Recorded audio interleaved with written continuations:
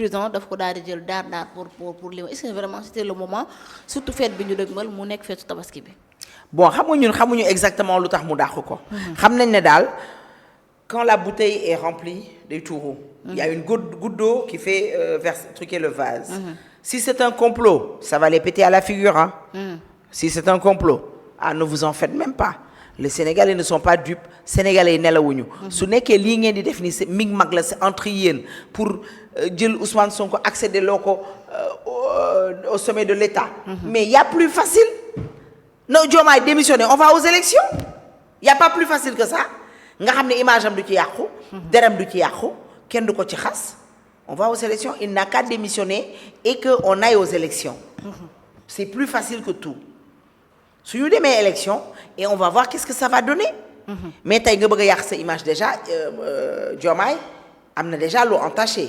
Il a une tâche indélébile, l'histoire retiendra ou l'histoire a retenu ou va retenir.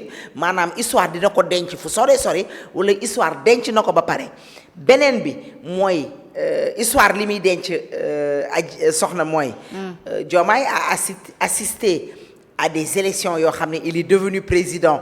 Comment Diomaye a-t-il fait pour être candidat te lu koy dab lay doon.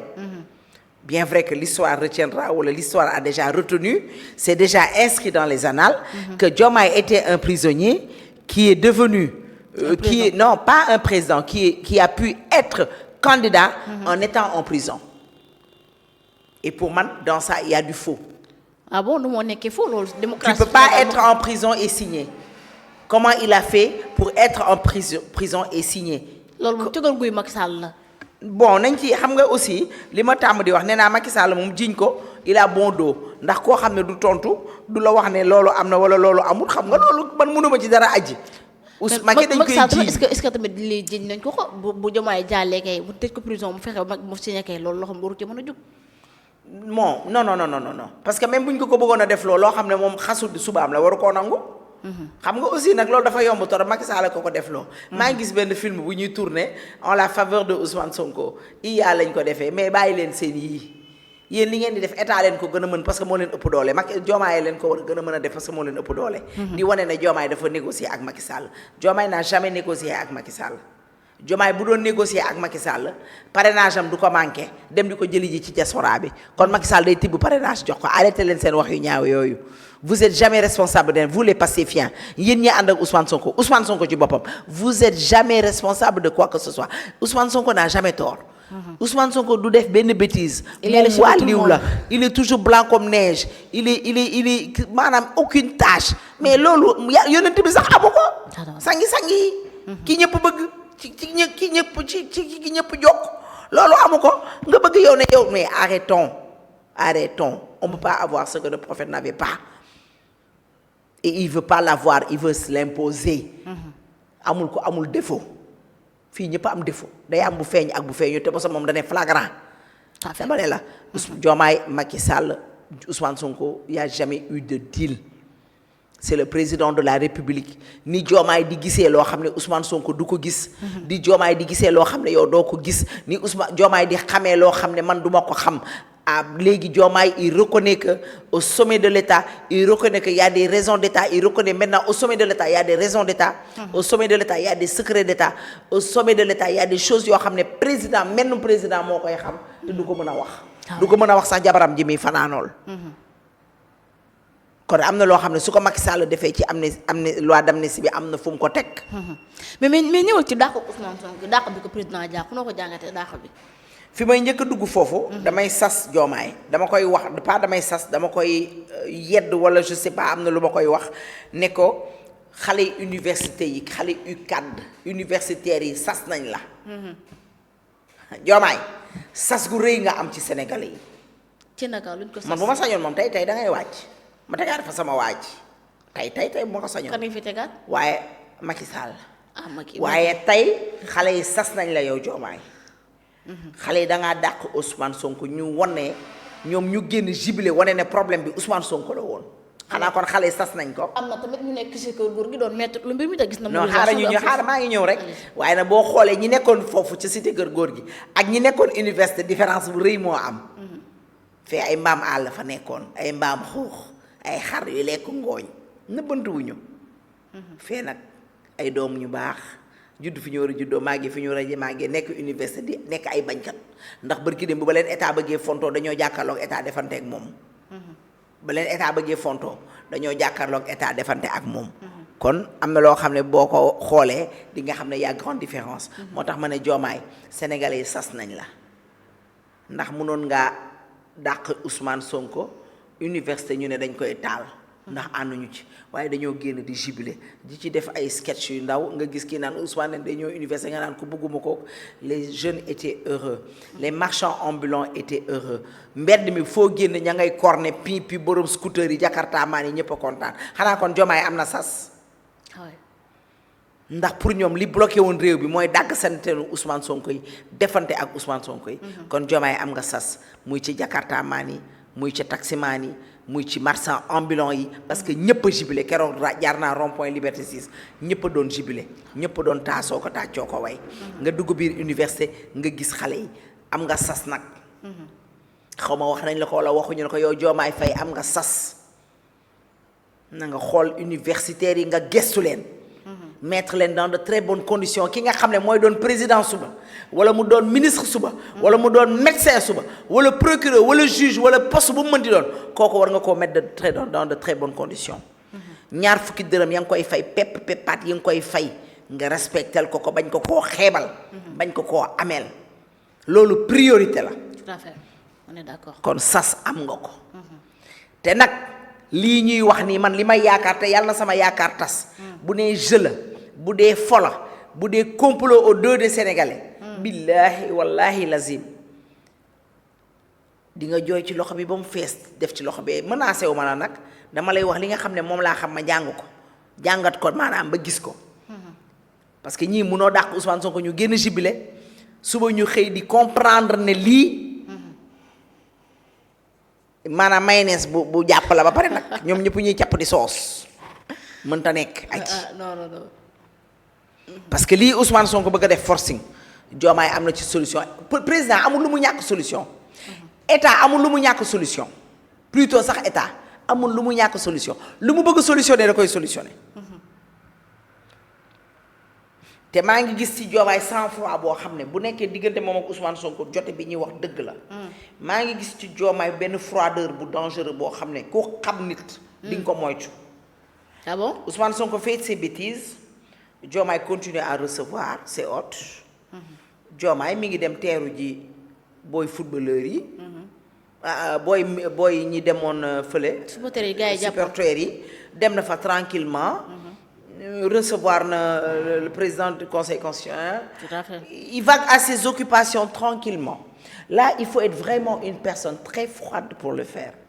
Et quand tu es une personne froide, quand tu tapes day metti ñi ngi koy wax nag mu lijjanti lii Ousmane Sonko bëgg a def. parce que benn interview bu mujj bi maa ngi dégg mu ne Ousmane Sonko il est éligible parce que il a voté. C'est pas parce que tu as voté que tu es dans le truc. Mais moom nee na le mandat de Ousmane Sonko léegi mu ngi en cours. Il a promulgué la loi. xamuñu lu ci conseil constitutionnel di wax ñi ngi déglu parce que li ñu jàng ci loi moom suñu xam-xam soriwu ci. yooyu yëpp Sénégalais yi ñu ngi koy bàyyi xel. tabaski bi metti na jàll na. ñii am nañu xar ñii amuñu xar parce que ñëw na pare lu fi waaye lijjantiwul woon dootul lijjantiku. mais sant yàlla ñi ngi xaar nawet bi. ba xam nan la koy doxalee ñi ngi xool ceeb diwlin ba xam dina wàññeeku suukar yooyu yëpp ñi ngi koy déglu ñi ngi xool ba xam Diomaye dina concentré wu enfin sur le truc des Sénégalais boo déggee man nit ñi naan ma lu tax nga contre ces consultations yi muy def moi je me consulte wala je veux être reçu par une personne boo xam ne bëgg na sama réew par une personne boo xam ne bëgg na Sénégal xam nga lan mooy bëgg Sénégal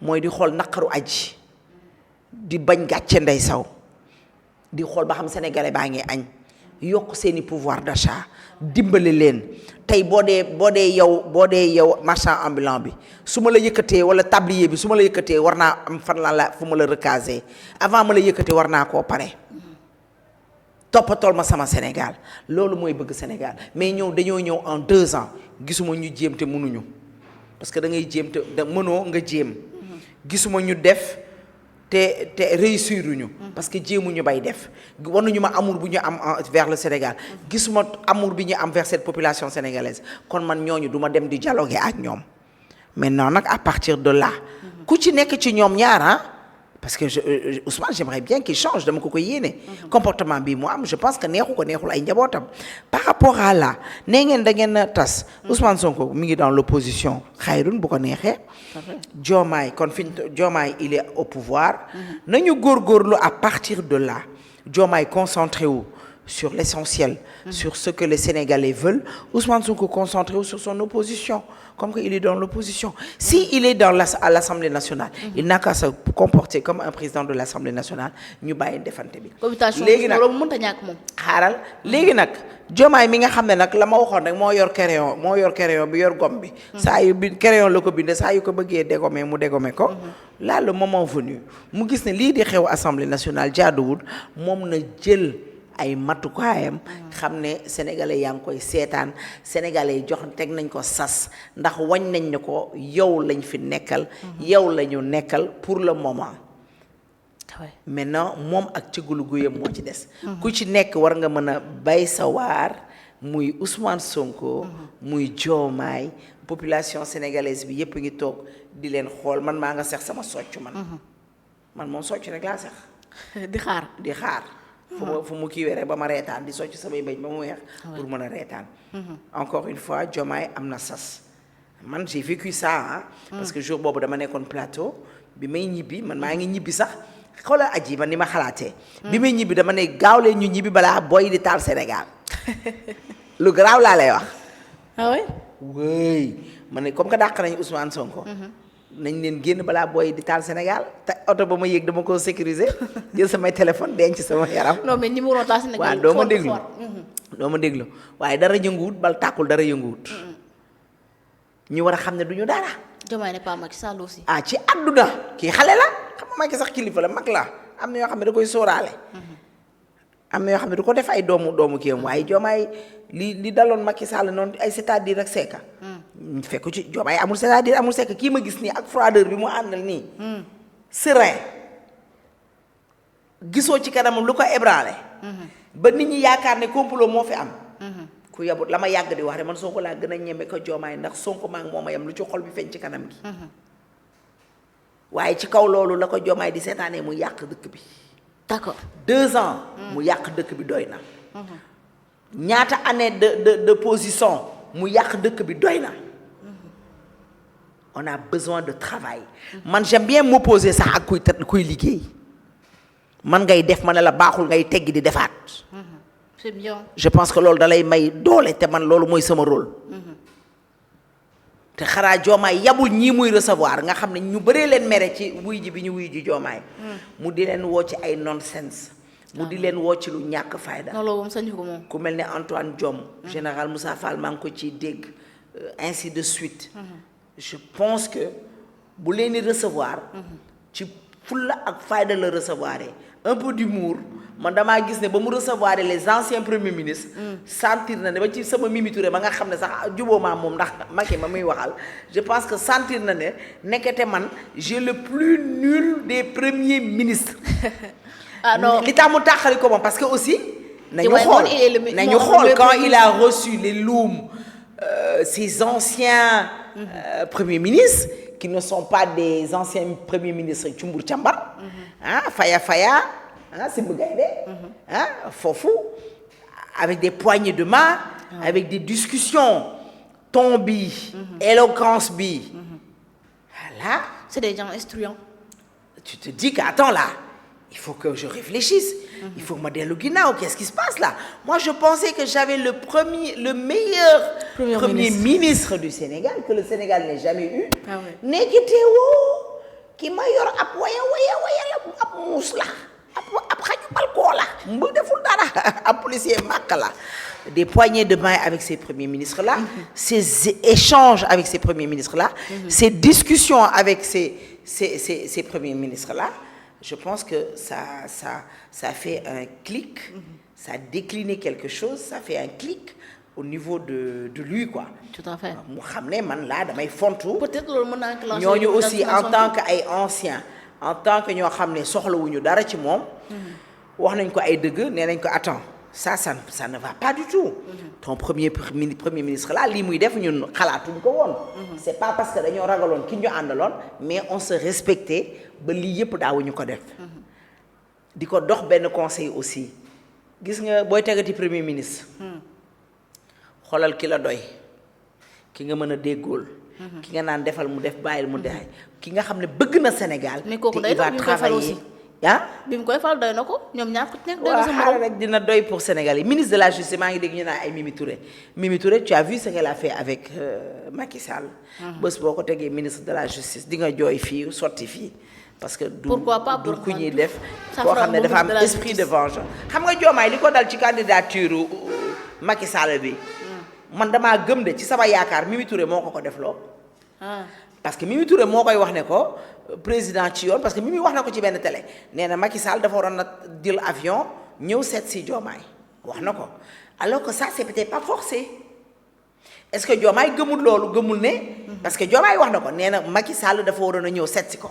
son excellence le président Macky Sall dafa waroon a ñëw tàggu si ko son excellence le président Macky Sall dafa waroon a ñëw waxtaan si ak moom loolu la wax. il n'est pas dans l'obligation aussi. non moom nag xëy na dañ koo waxul ne ko c'était pas une obligation et lui son rôle c'était quoi. Il y a l'Afrique qui choisit Macky Sall. Et qui lui en parle ou là il a des rumeurs wala dara. Là il serait un grand monsieur. ah ouais. Là man mi àndut ak moom sax bu keroogee ma jàppale ko. dafa waroon a jóg ne hey Afrique arrêtez ah kii man sama doom la. ah ouais. kii sama citoyen la. kii c'est un sénégalais. kii man maay porter candidature am yéen doo leen ko porter ñëw leen ñu ànd porter ndoo candidature am bu keroogee mu def lu rëy bu keroogee opposition bi yëpp bàyyi li ñuy def ñoo ànd ak moom.